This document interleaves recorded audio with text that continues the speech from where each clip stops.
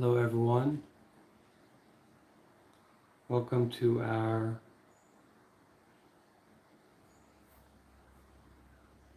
present moment experience. If you are here and you can see and you can hear and you can breathe, then this is a very special moment.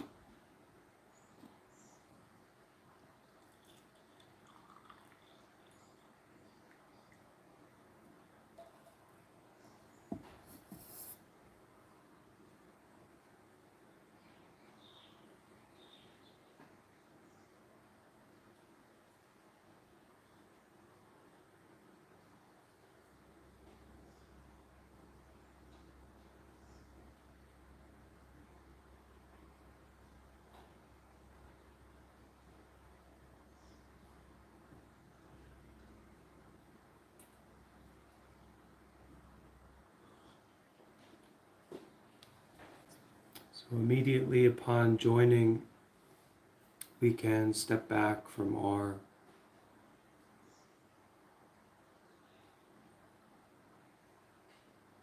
understanding of what's happening, our understanding of what's happening in the body, our understanding of what's happening in the mind, and maybe especially our understanding of what's happening in the environment. Upon joining, upon arriving, upon recognizing any taste, any touch of present moment experiencing, such as the breath, or the seeing, or the hearing,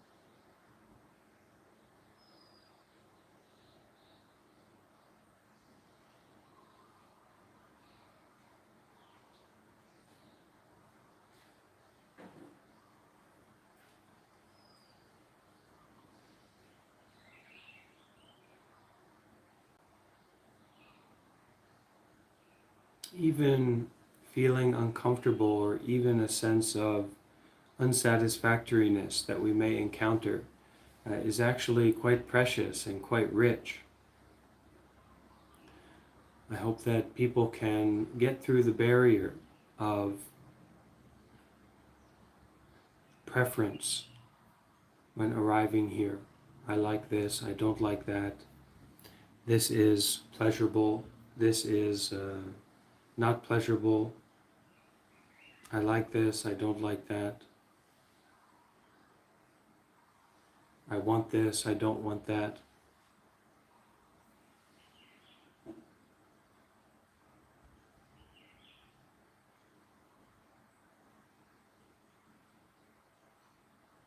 None of that is very important. What you want or what you don't want, or what you like or what you don't like. And this is actually taking place very subtly, moment by moment.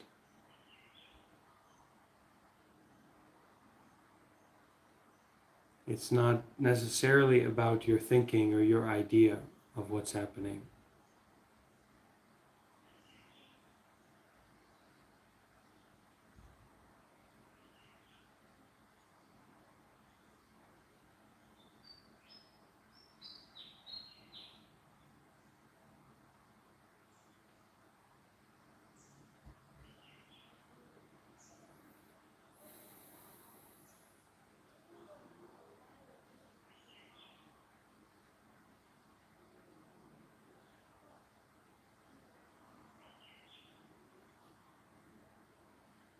Every moment is meditation, just in the same way that every moment is a moment where the ending and the finishing are very possible and very realistic.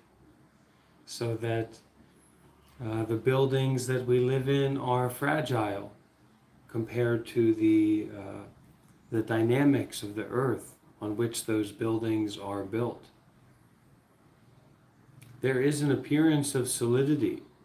There is an appearance of permanence and rigidity, so that, oh, this building certainly won't fall down in any moment soon. But in fact, it's not like that. The nature of this building, the nature of what we rely on, the nature of what we are involved with, is to fall apart, is to dissolve, is to be impermanent. What we see, what we hear, what we smell, what we feel is imbued with it, we could say, 3 marks. Any phenomena, mental phenomena or physical phenomena, is imbued with 3 marks.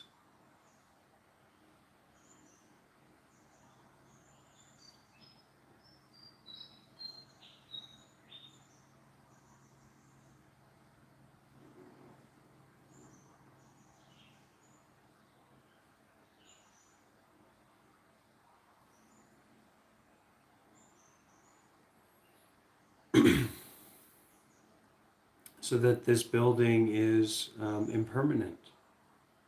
This body is impermanent. Whatever thought I have, whatever perception I have is impermanent.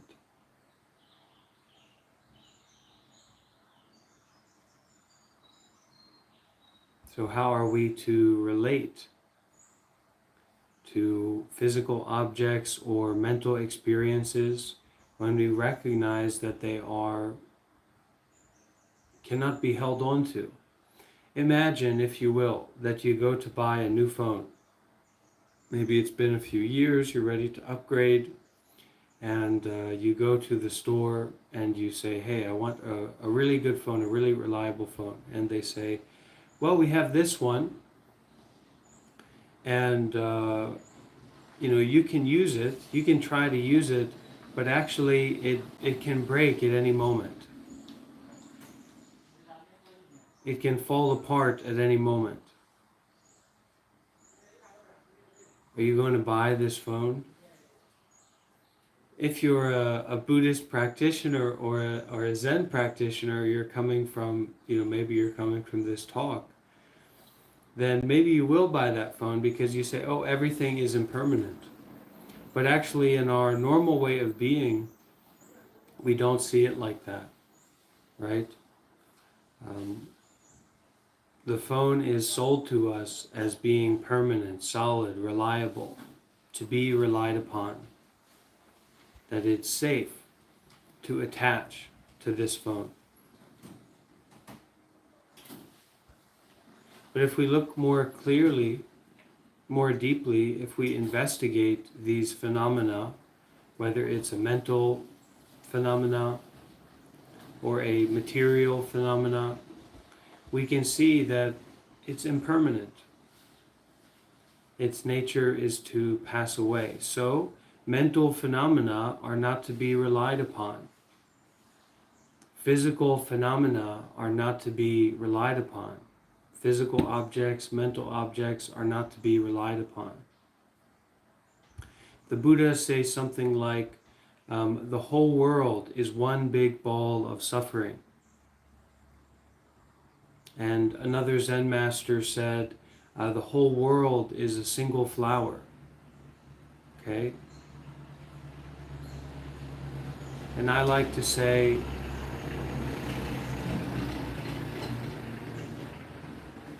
the whole world is a pile of shit.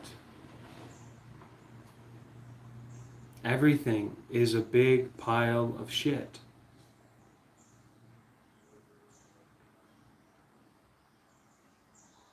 And we can look at our life and look at our experience in that way. You can maybe even make a mantra out of it. Everything is shit.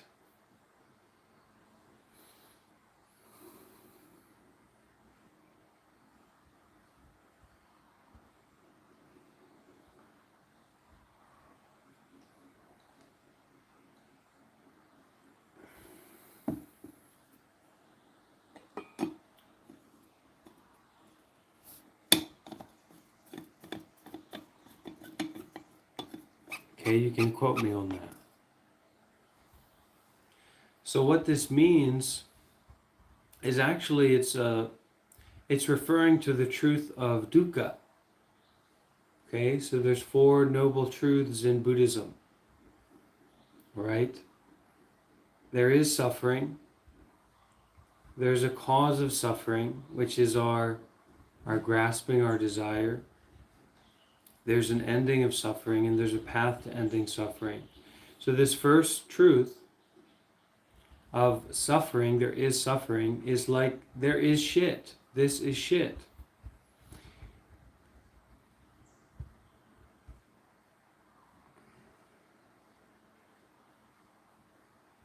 So if we go outside and we see a big pile of feces, okay? If we go outside and we see a huge pile of human feces, this is not something you're going to be easily attached to, right? You're not going to show up to a big pile of feces and say, wow, I better bring this in my room. I better make my bed with this. I better cover myself with this. I better identify with this. No, we see it and there's a sense of disgust, actually. And there's a sense of detachment arising from that disgust, right? That recognition that this is something that is not to be clung to, not to be relied upon, not to bathe in, not to cover myself with.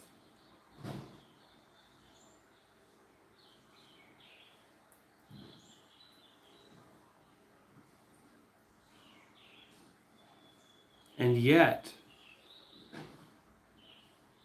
for the fruit of this world, okay, human fruits, especially in Thailand and Southeast Asia, there's so many wonderful fruits, dragon fruit, kiwis, mangoes, durian, just rich, wonderful, it's almost heavenly fruits that you have in these tropical areas.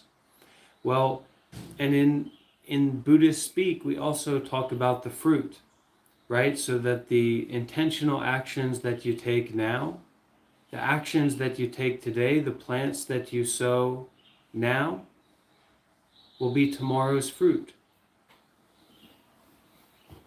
So what is the best, really, literally, scientifically, the best fertilizer for the mango trees, for the durian, for the heavenly fruits? It's the shit, it's the difficulty, it's the suffering, okay? So go beyond a place that is fixated on understanding. Go beyond a place that is fixated on things going well, things working out, things being comfortable.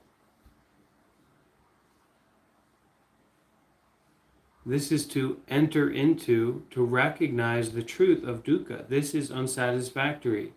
This is going to be an unsatisfactory live event, and then an unsatisfactory YouTube video that people can watch later. It's not going to satisfy them. Not going to satisfy you or me, because this is the nature of the phenomena that we find ourselves to be awash in. Okay? However, these phenomena, these occurrences, these happenings of mental and physical phenomena, material objects and mental objects, are to be used only, experienced only, to be picked up only, to be let go of only, without attachment, without attaching to, without involving with, without identifying with. Identifying what? In what way? Not to identify in the wrong way. So not to identify with experiences as being related to or stemming from someone at some place at some time. Now, why is this? Well, we have the first truth of shit. The first truth of Buddhism is that this is shit, that there is shit. And the second truth of Buddhism is that there is a cause of this suffering. There is a cause of this difficulty. Okay? And that is our grasping. And this grasping is also a kind of a self-fixation, a clinging, a holding onto from the wrong view, from this position of the wrong view, which is the view of a separate self-entity. Viewing from the position of a separate self-entity, and then also viewing objects that we encounter or that are encountered as separate self-entities. So we have this second noble truth in Buddhism, which that to grasp is to suffer. And especially to grasp on a sense of self, of someone at some place, at some time. Anything existing as a separate self-entity, anything to be objectified.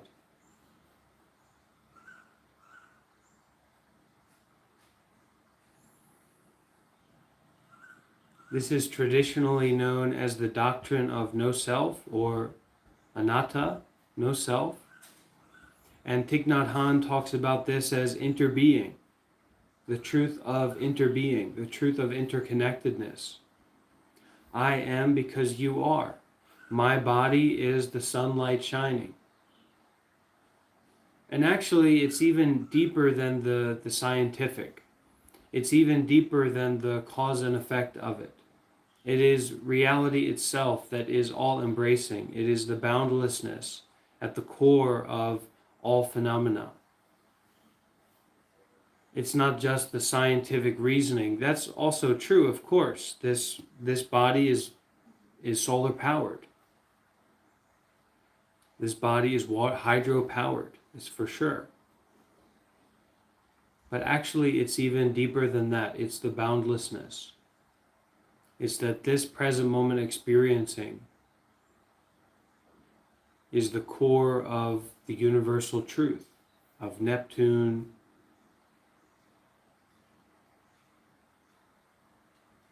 of the Milky Way galaxy, far beyond words and phrases, what can be said. This is all just a means to an end. But we have to start by pulling the thread. What is this?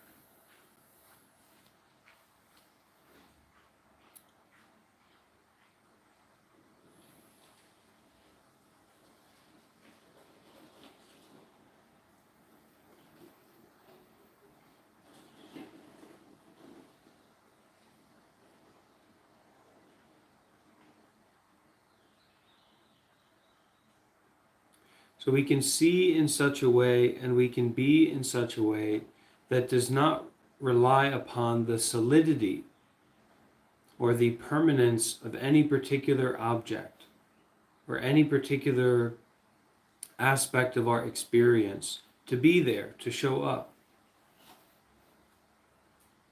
Just aware. And the phenomena that arise, the things that we notice in our body, or the things that we notice in our mind, especially that habit energy, that tendency to go towards here and move away from there,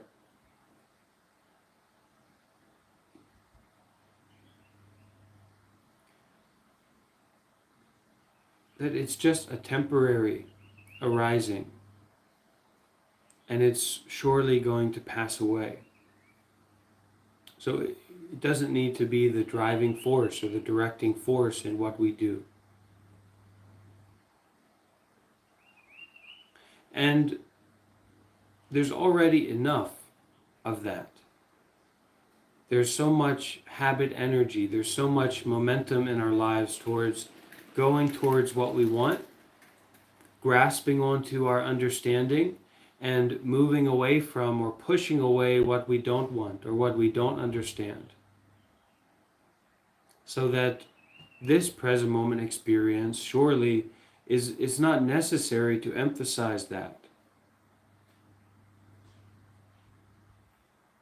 To emphasize understanding or not understanding. It's irrelevant. Everything is just irrelevant.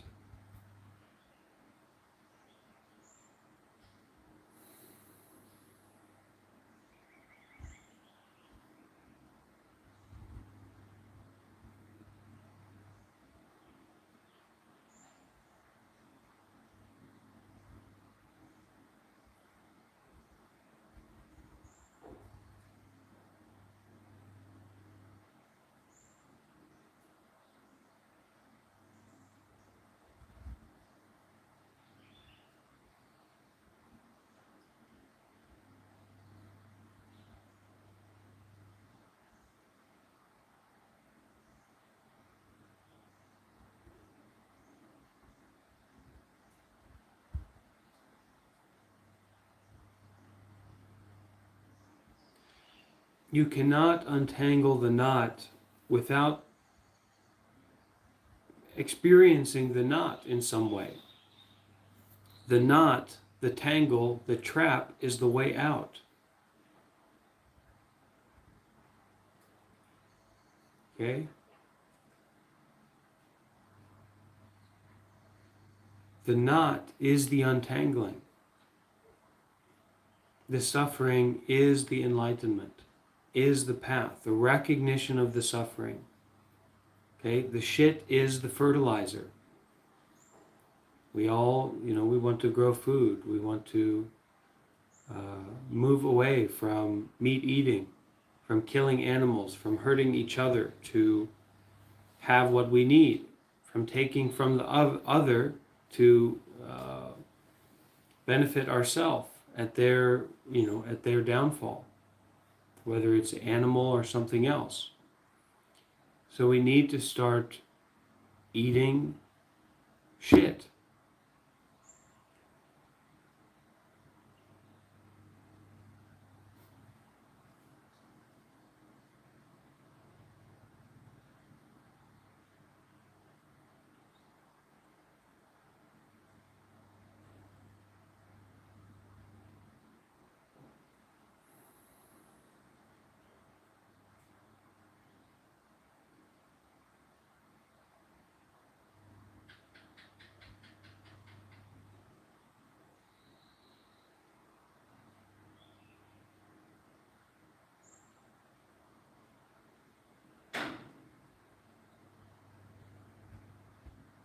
Embrace the suffering, embrace the dukkha, embrace the unsatisfactoriness. Eat it, face it, be with it. This is the path.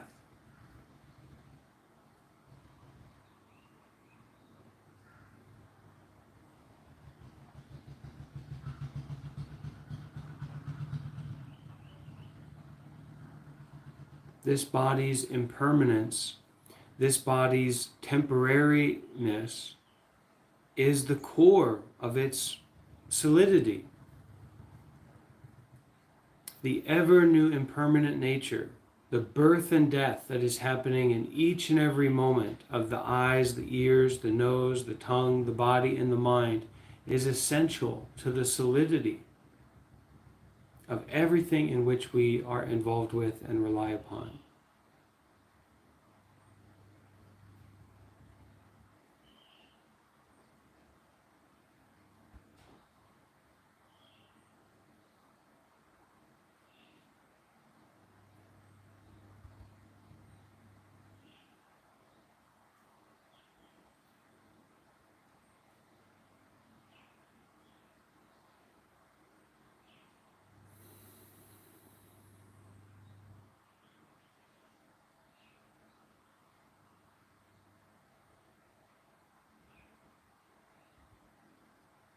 There is suffering.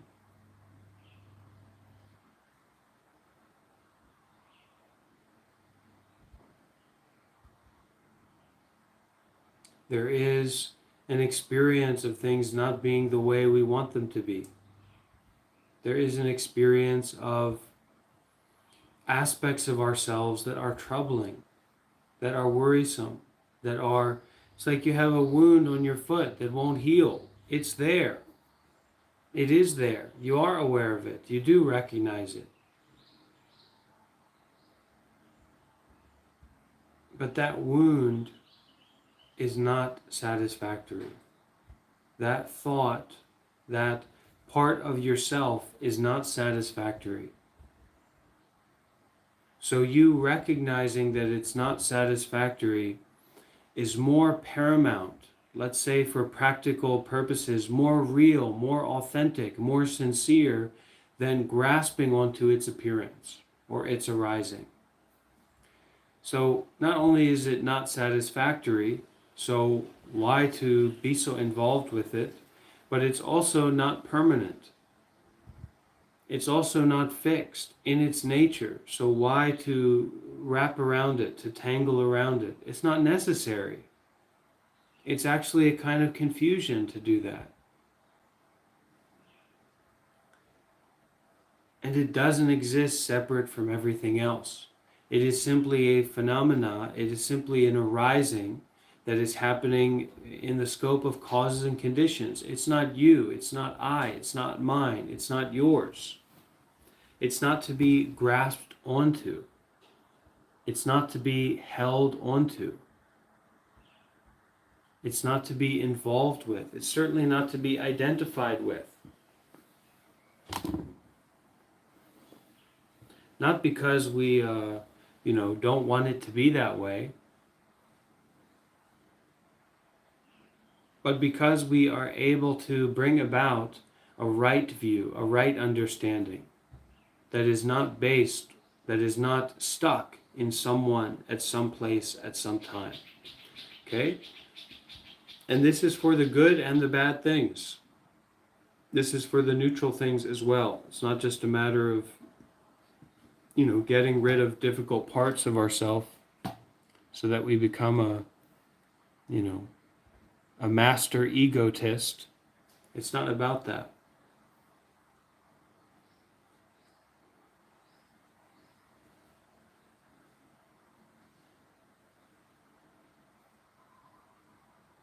So it's authentic to drop the self-view. It is authentic, it is honest, it is realistic to drop the self-view of someone.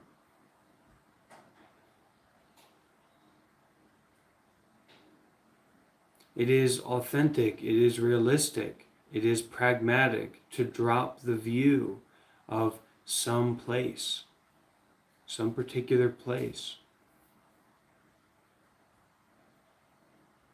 some person or some people, some particular time. This is not spiritual bypassing. This is not derealization or cognitive dissonance. It's mindfulness with detachment. It is to penetrate into the present moment experiencing, to truly be there wholeheartedly.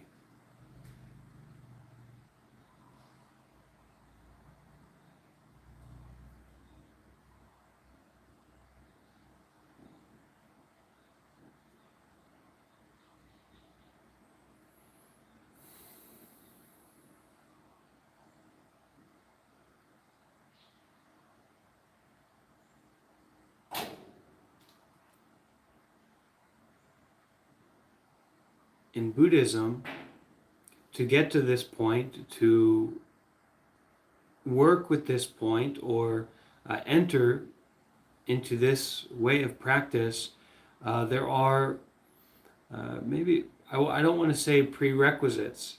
I guess I clearly do want to say that, but there are certain supporting conditions, there are certain supporting factors to getting to a point of authentic mindfulness and detachment, right? To truly practice in terms of dropping the self-view. Now, not in the scope of your ego or the scope of your spiritual story, but now. And that is sila and samadhi. That is our virtuous conduct. 5 precepts: don't kill, don't lie.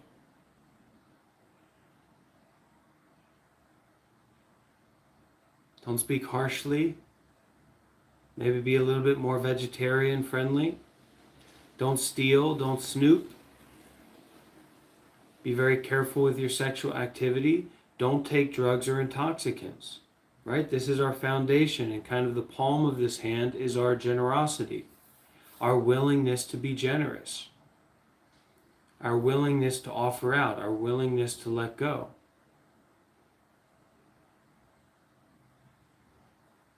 From that point, we can be more meditative, more contemplative in any moment, not just meditation period.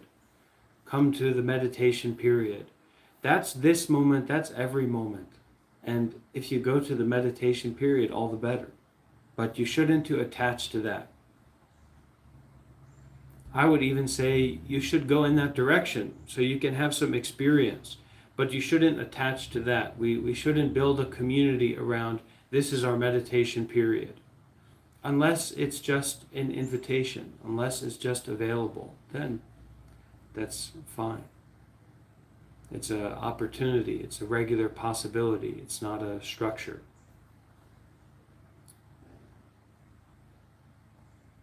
And in the background of all this, because this can be quite a dark life to live, it can be, difficult to see, difficult to navigate our life, right? So we have 3 luminous jewels. We have the shining brightly diamonds and rubies of Buddhism, and that is the Buddha, the Dharma, and the Sangha. The Buddha, our potentiality to become enlightened, not just become spiritually improved, but to be enlightened, to be free, to wake up. The Dharma, that is the Buddhist teachings. Okay, skillful teachings, deep, meaningful teachings. There's a lot of resources there.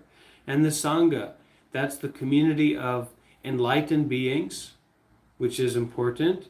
That is the community of monks and nuns, which is important. And this, just from my experience, people being Buddhist is not my is not a driving principle for me, but from my experience, I like Buddhism. I think there's good stuff here. The Buddhist monks and nuns, very important. And then maybe what is most essential, the community of well-minded practitioners. The community of people who are willing and able to show up and collaborate and support one another and listen deeply and share deeply and give deeply and receive deeply and support one another. So we take refuge in the 3 jewels as Buddhist people to support this life. Okay, the spiritual life, the spiritual development. Buddha, Dharma, and Sangha. Community, wisdom teachings, and this possibility not to go to heaven, not to become wealthy, but to wake up from the dreaming life, to wake up from the false view of someone who is permanent, who has a past and a future, who can get what they want and avoid what they don't want, who exists separate from everything. To wake up from that dream, that it is possible, and that, Buddha woke up. So we can look to Buddha. Maybe we can say big homie Buddha. It's a good one.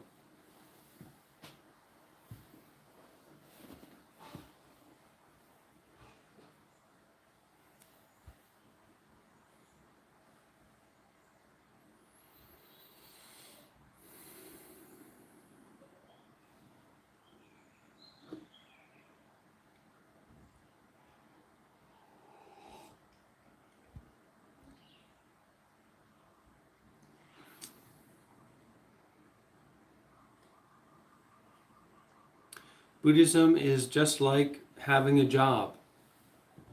If you want to get paid, you better show up. And if you want to get a raise, you better bring a sense of creativity and a sense of authenticity and sincerity and spontaneity to the practice, to the job, to the work. So you're visiting Buddhist temples, you're reaching out to a monk, you're asking questions, you're reading a book, you're listening to a talk, you're trying out, meditating. You're going to different places from this intention and this direction of waking up, right? Transforming your life. And then, you get a raise, or you get a new position in your practice, in your way of relating to yourself.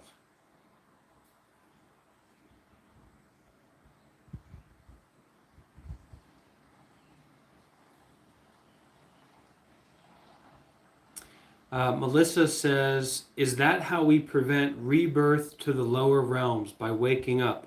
Well, that's certainly going to prevent it. But the usual way that we understand in Buddhist thought is that if you want to avoid rebirth in the lower realms, you do good deeds. You practice mindfulness and detachment. Okay, so that's a good one. Don't seek but apply effort.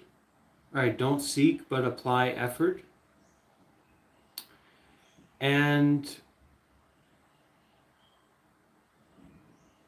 Buddhism is different from one aspect of Buddhism that's different from other religions is that we aren't trying to go to heaven. The goal of a Buddhist is not to try and go to heaven. And as human beings, we have like a lot of karmic energy to go towards heaven, right? We want to be in this heavenly state, very nice place to live. A bathtub and very good internet and beautiful view and wonderful people around us, all this. That's what we want to go to heaven, something like heaven, very positive state of mind. But actually the Buddhist practice is to wake up, right, to enlighten, to free from the wheel of birth and death, to free from the wheel of attachment. So heaven is also shit from a Buddhist perspective. It's a big pile of shit. The only way that we can be free from the shit is by penetrating into it. By seeing that inside of the shit is enlightenment. Inside of the suffering is happiness. Inside of being trapped is freedom. So the prerequisites of doing good deeds, meditation, studying Buddhist scripture, all of this, we understand does prevent us from falling into, unstable mental states, deep states of suffering or confusion, or right, a hellish state of mind or life. But those practices and those states that we find ourselves in, whether it's heaven or a very positive state of mind or a state of good health, whatever it is, okay? Those states are to be used only, to be experienced only, to be detached from only, not to be grasped onto. Oh, I'm so enlightened and I've got such a positive state of mind and things feel good and all this stuff. You don't attach to that. Just to be mindful without attachment, without grasping, without involvement, without someone who is in this position, someone who is in this place. And trust me, there's a lot of work to be done, so we keep refreshing, keep restarting, keep showing up moment by moment. It's not about, I got to this position, so let me just lean back. That's how we have difficulties again, right? We get trapped again. So keep showing up, keep restarting, keep refreshing. That's the real power. Don't seek, but apply effort.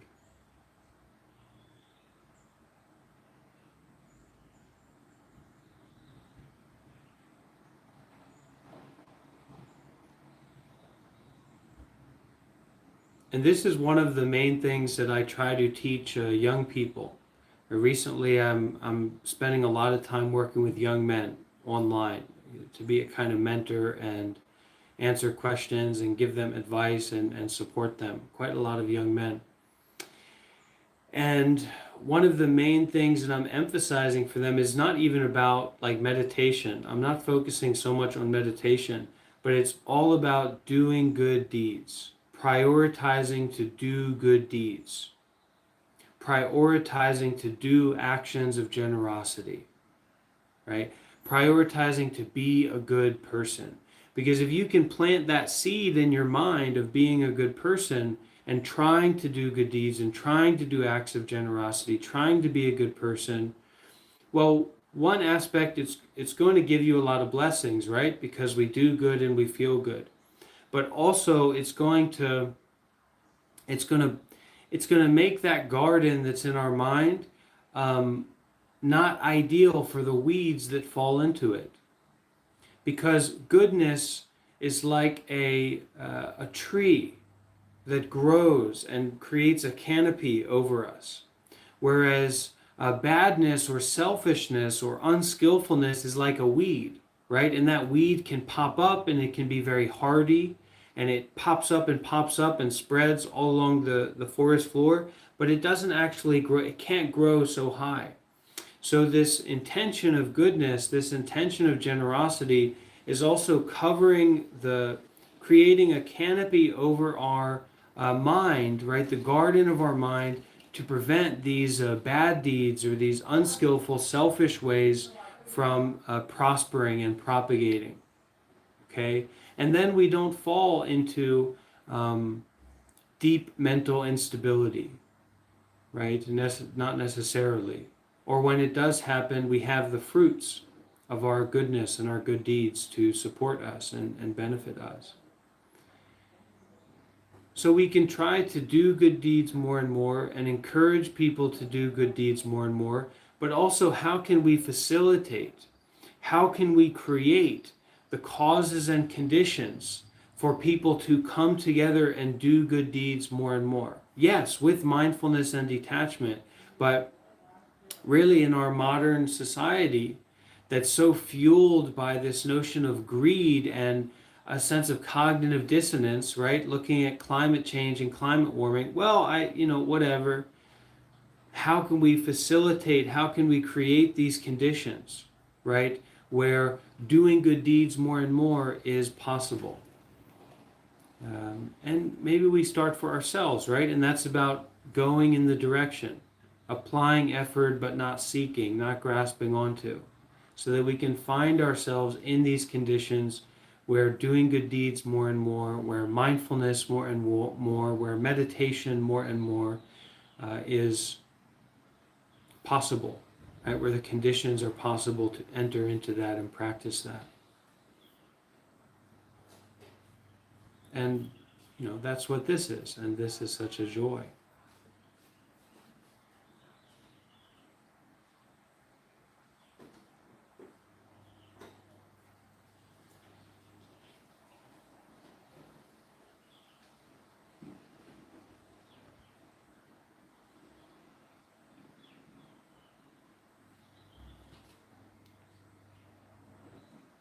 Okay, I'd like to share a reading with everyone about spoiling the broth. And after all these words that I've spoken, this is certainly very, very apt, very relevant. And these are the ancient special Zen teachings. This is from a Zen master, Zudo. I don't know much about him, but I like this translation from his works, from his teachings. So this one is entitled Spoiling the Broth. Once there was a Zen elder who didn't talk to his group at all during a retreat. One of the group said, "This way I have wasted the whole retreat. I don't expect the teacher to explain Buddhism. It would be enough to hear 2 words, absolute truth." The elder heard of this and said, "Don't be so quick to complain. There is not even a single word to say about absolute truth." Then when he said this, he gnashed his teeth and said, "It was pointless to say that." In the next room was another elder who overheard this and said, "A fine pot of soup, befouled by 2 rat droppings. Whose pot hasn't 1 or 2 droppings in it?"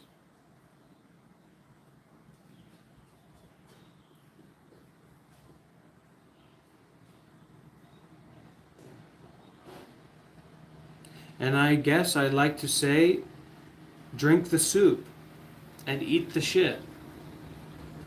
Penetrate. Penetrate into present moment experiencing. Don't rely on anyone to say anything. And don't rely on your discrimination about the soup being this way or that way, about this situation being this way or that way. That's not important. Eat the shit. Face the soup. Present moment experiencing just as it is. Don't befoul it anymore.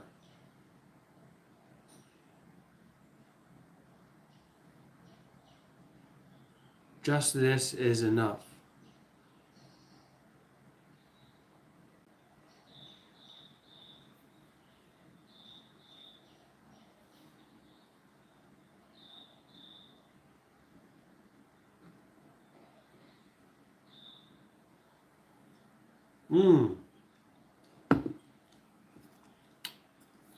The Zen River.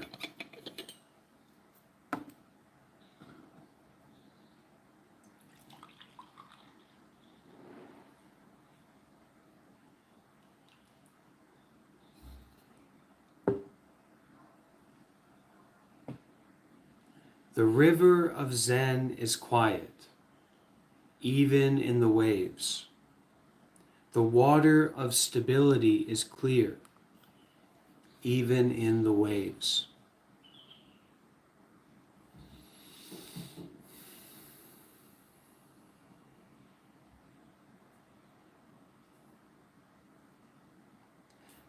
The river of Zen is quiet, even in the waves.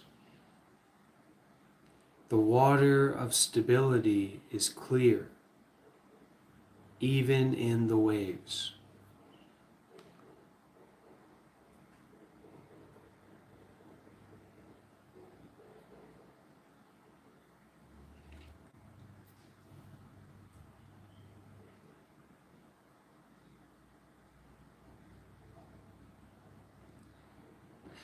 Illuminating perception. When you illuminate your perception, okay, let's say when you illuminate your present moment awareness, when you illuminate your perception, your eyes are like 1,000 suns, so that nothing can escape notice. Ordinarily, people have never been so observant, but they should not give up in frustration because of underestimating themselves. Okay? That the true nature, the treasure house, the golden door is right here in every moment by moment sensation, every object. It's not in stillness or in movement, and it's in both. It's not in going over there and doing that, or staying here and doing this, and it's in both. When you illuminate your perception, that is when you penetrate into mindfulness with detachment, right? Vipassana, special seeing, seeing with detachment. When you illuminate your perception, your eyes are like 1,000 suns, so that nothing can escape notice. present moment experiencing, so subtle, so refined, so present, so much, so dynamic, so clear, so illuminated, so bright. Ordinarily, people have never been so observant. So ordinarily, people have just never to notice, to be aware of present moment phenomena, moment by moment, present moment experiencing, but rather lost in the tide of attachment, lost in the tide of self-fixation, the rip current of desire. Ordinarily, people just have never been so observant, but they should not give up in frustration. And ordinarily people, that's me and you, right? But they should not give up in frustration because of underestimating themselves.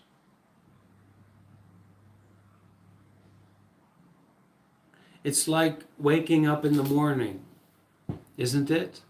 And the mind is foggy, and we haven't had our coffee yet, and everything's not clear, and the washing machine isn't ready for us.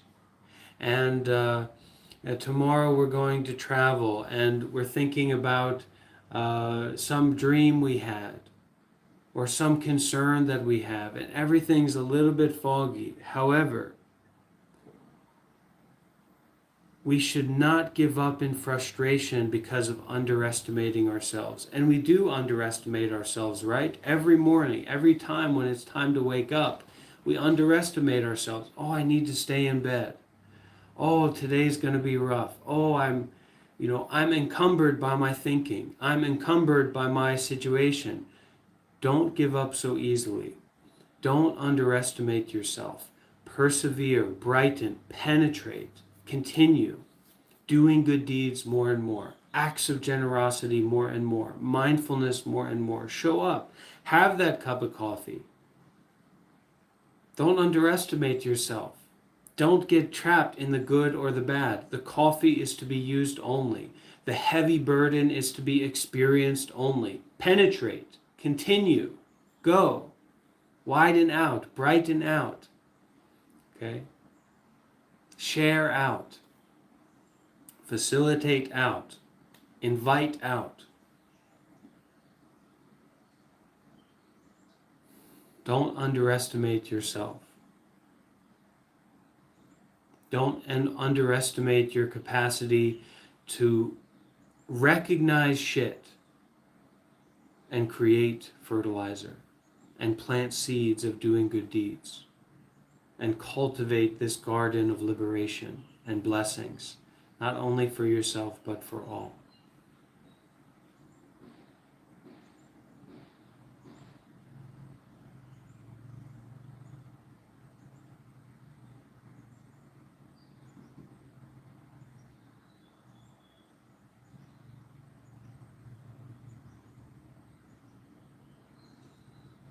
Every breath is a new universe.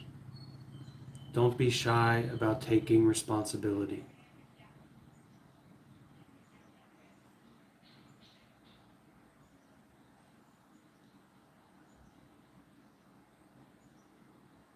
Truth and wisdom. The wise boldly pick up truth as soon as they hear it. Don't wait for a moment or you will lose your head. Every sensation, every thought, every experience, every sight, every sound, every phenomena of mental or physical aspects, pick it up right at that moment. Spontaneous recognition, spontaneous widening out, illuminating. Otherwise, you'll lose your head. Otherwise, you'll be led around by spirits, by thoughts and emotions, by likes and dislikes. You can get yourself into a lot of trouble that way. As soon as you hear it, as soon as you notice it, as soon as you feel it, wake up. As soon as you wake up, wake up.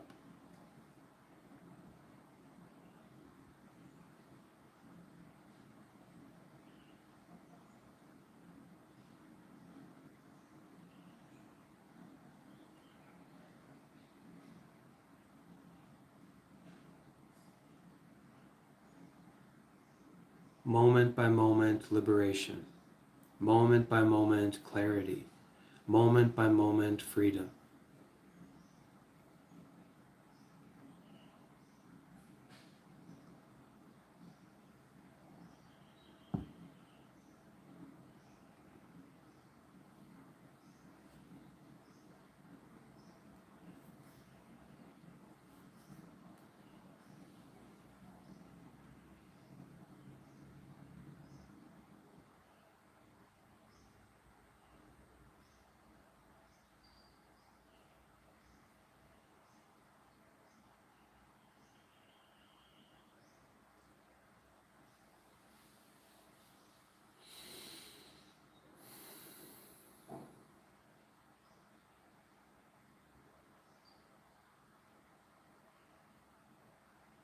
It's not about this.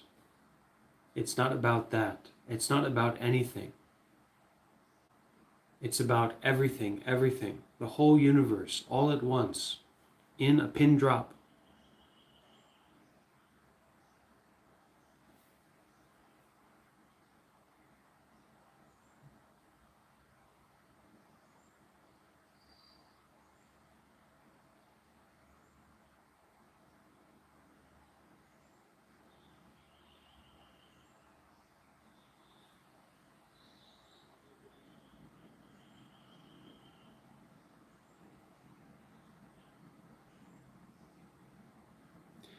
The river of Zen is quiet, even in the waves. The water of stability is clear, even in the waves.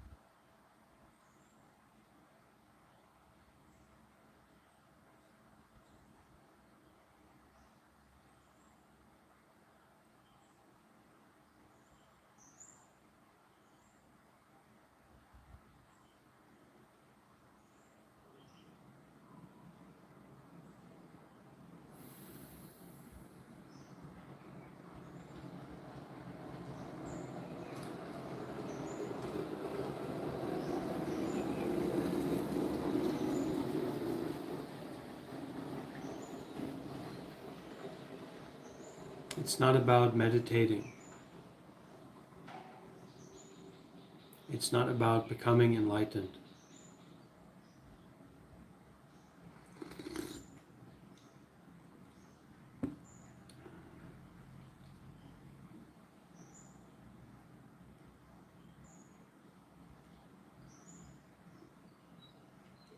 It's not about singing or not seeing. It's not about seeing or not singing.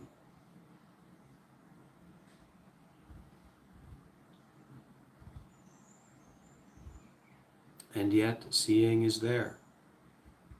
Singing is there.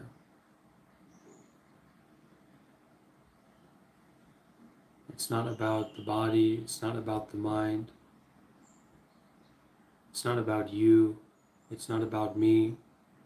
It's not about this environment. And yet, here it is. Vividly clear. Vividly safe. Vividly freeing. Even in darkness, it is bright. Even in brightness, it is dark.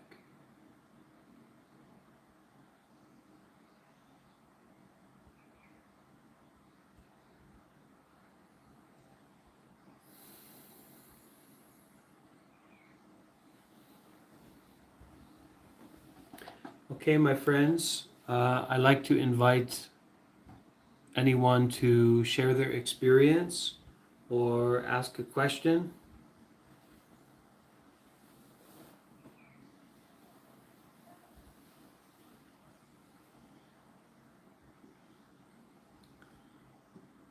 some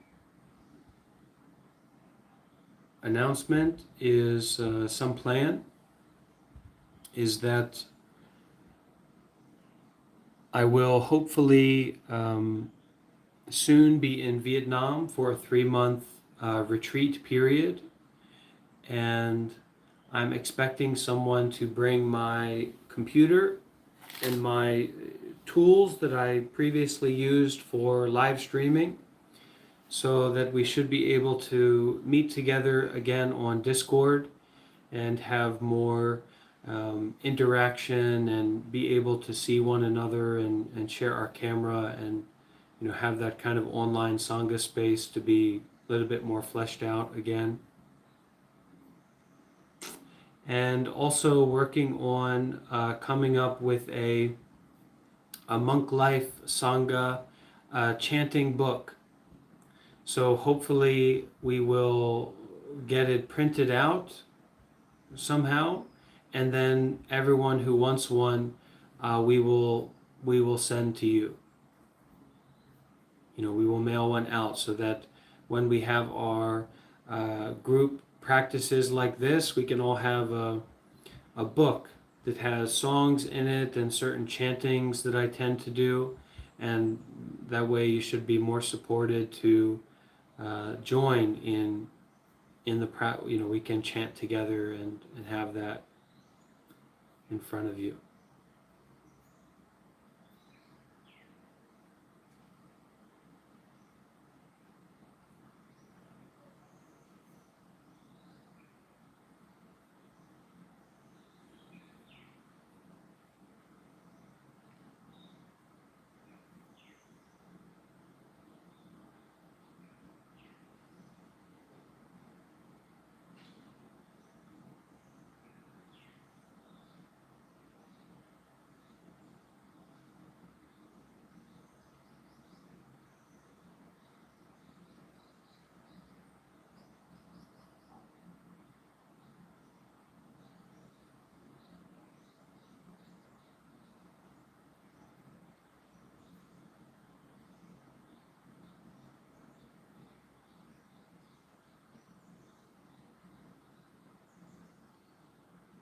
I hope that these events and this live stream and these activities that we do can be a facilitated space for continuous penetration, continuous entering into, so that it's not about my guidance, it's not about what I say, it's not about me being a monk or that what I say is true or false or anything, but that for whatever reason, these are the supportive conditions, the inspiring conditions for to penetrate, to enter into present moment experiencing, just aware, just letting go.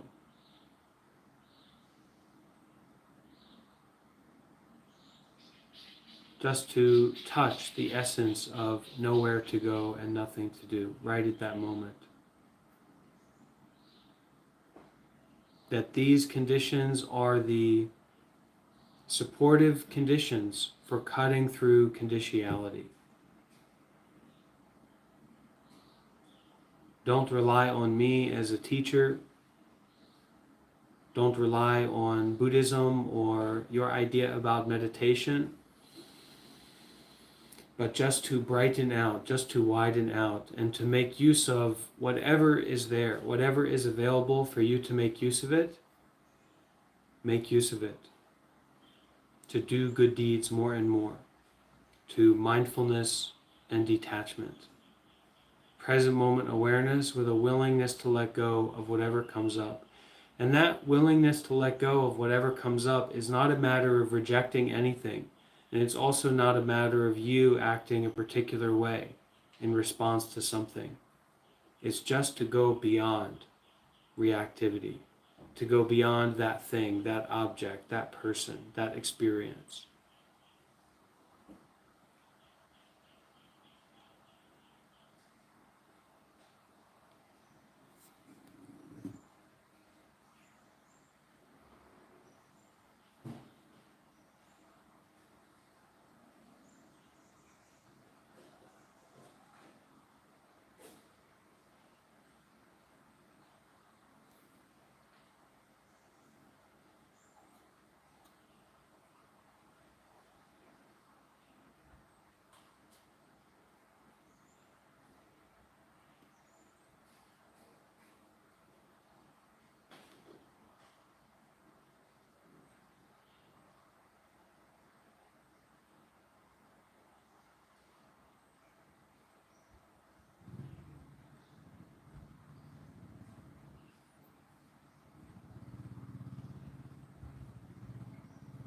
Okay, let's try this one before we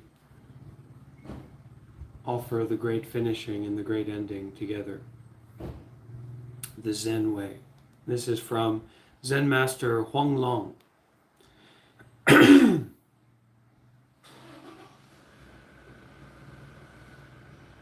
The way does not need cultivation. Just do not defile it. Right? Very important teaching here. The way does not need cultivation, does not need development. Just don't defile it. Zen does not need study. The important thing is stopping the mind. This I want to add some clarification. It's not about emptying the mind or controlling the mind in any sense, but it's more a stepping back, and stepping back from the stepping back itself. It's a penetration into present moment experiencing. It's not controlling the mind. Not about having an empty mind. Okay? The way does not need cultivation. Just do not defile it. Zen does not need study. The important thing is stopping the mind. When the mind is stopped, there is no rumination. Because it is not cultivated, you walk on the way at every step. When there is no rumination, self-fixated, complicated thinking, let's say, when there is no rumination, there is no world to transcend.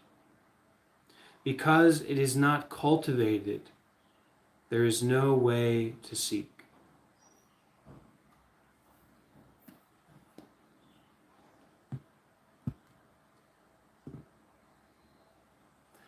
Okay, we can all bring our hands together, and we will finish with 3 sadhus.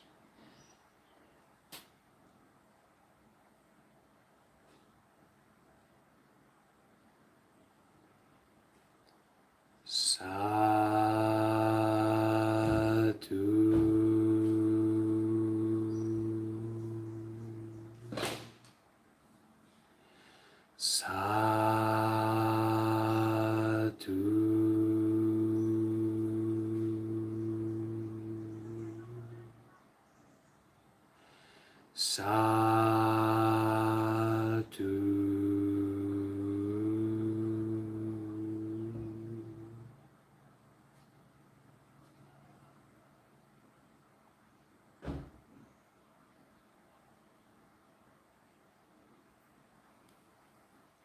Okay, thank you, my friends, for bearing with me, and look forward to enlightening together sometime soon.